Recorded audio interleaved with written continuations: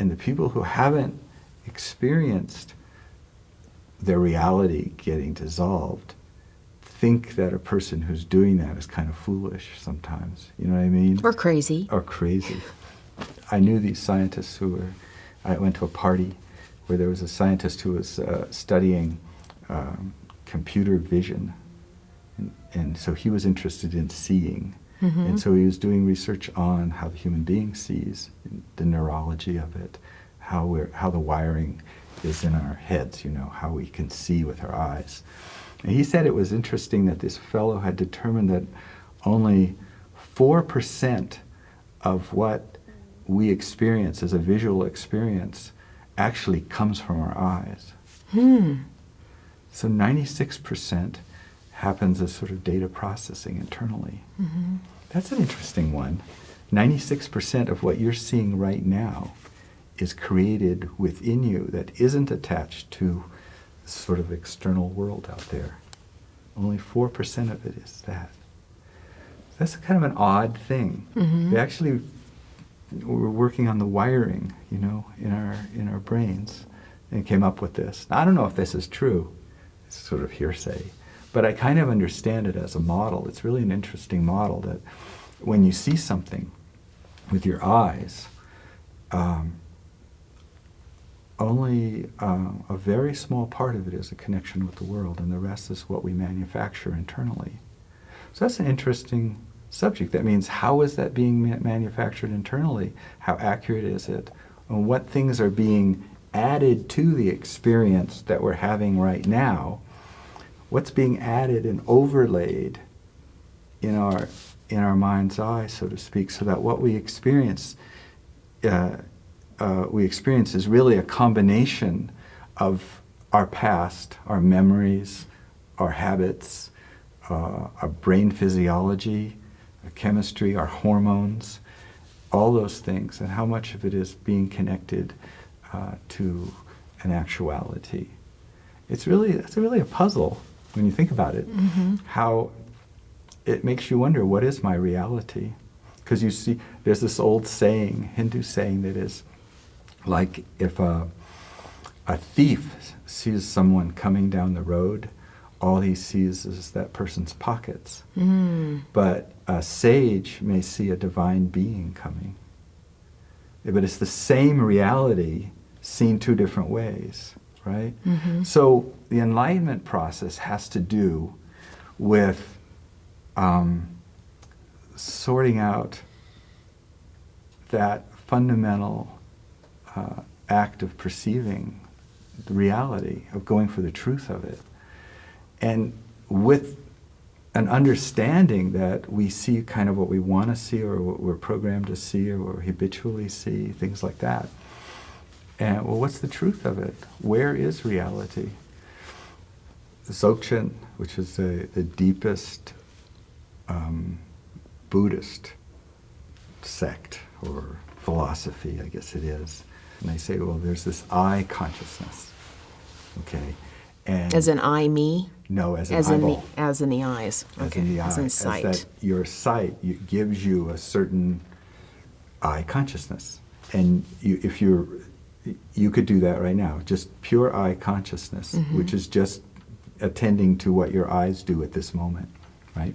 Then there's what they call the sixth consciousness, which is what overlays that with things like, I like it, I don't like it, it's good or it's bad.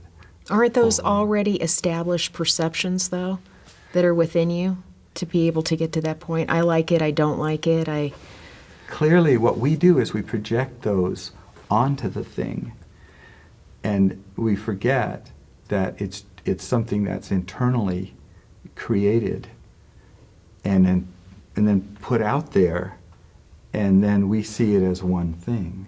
So then, for instance, you say, well, this kind of car is a certain way.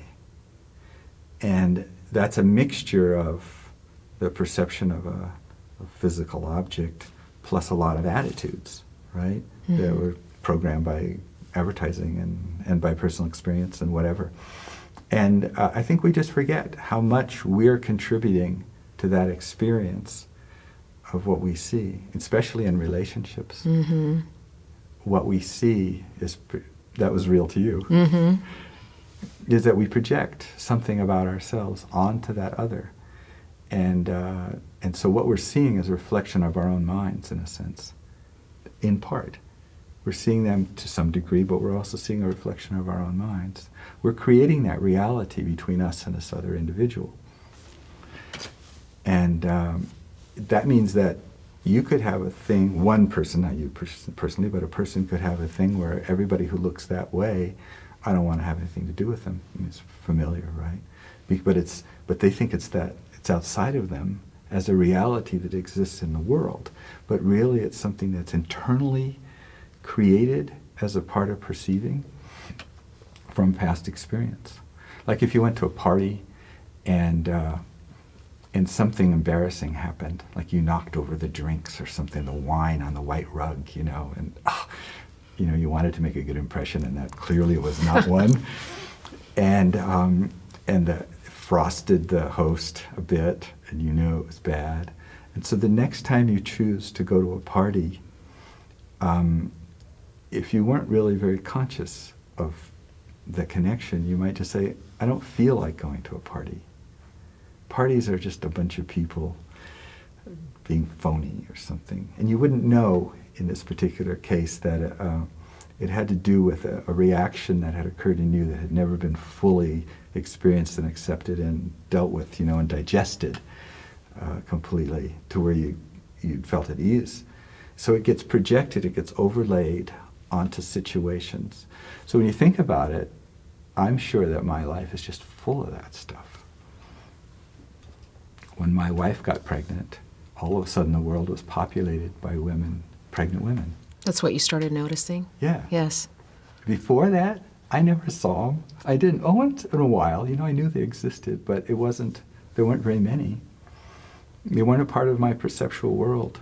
But when my wife got pregnant, suddenly I was tuned in, and they were all over the place. There were strollers going up and down. There's ladies with big bellies, and it's really amazing. We don't know about our perception. I think enlightenment has to do with coming to grips with those kinds of things and trying to understand the truth of our situation.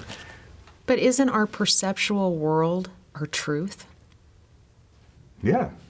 But The way what if that it's an illusion? well, exactly. And in fact, oftentimes it is. Just when you were Oftentimes. talking about how we're projecting our own things onto situations or other people, it's almost, I kind of think in a way that perhaps most people have post-traumatic stress disorder, even on very small levels.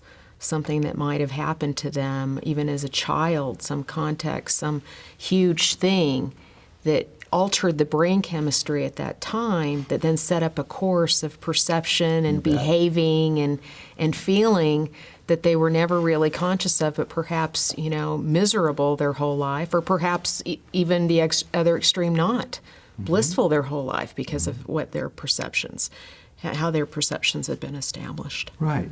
That's exactly what I'm talking about. And there's an interesting second order phenomena, like if I'm messed up, my perceptions are a mix of all sorts of things that happen in my past. And I then am projecting that on you. Then I'm seeing you in a certain way that you're not really. And this makes you feel like you're not with me. We're not together. Because I'm seeing I could feel this. Are you saying I could feel this just intuitively, or I could be intellectualizing this, or both? You could observe it, right? You could intellectualize. You could observe it that this person just doesn't get you. Because I think that's what happens in relationships with people, That's and what I'm even in talking love about. relationships. Absolutely. I hear that all the time. He doesn't see me. She doesn't get me. She doesn't understand me.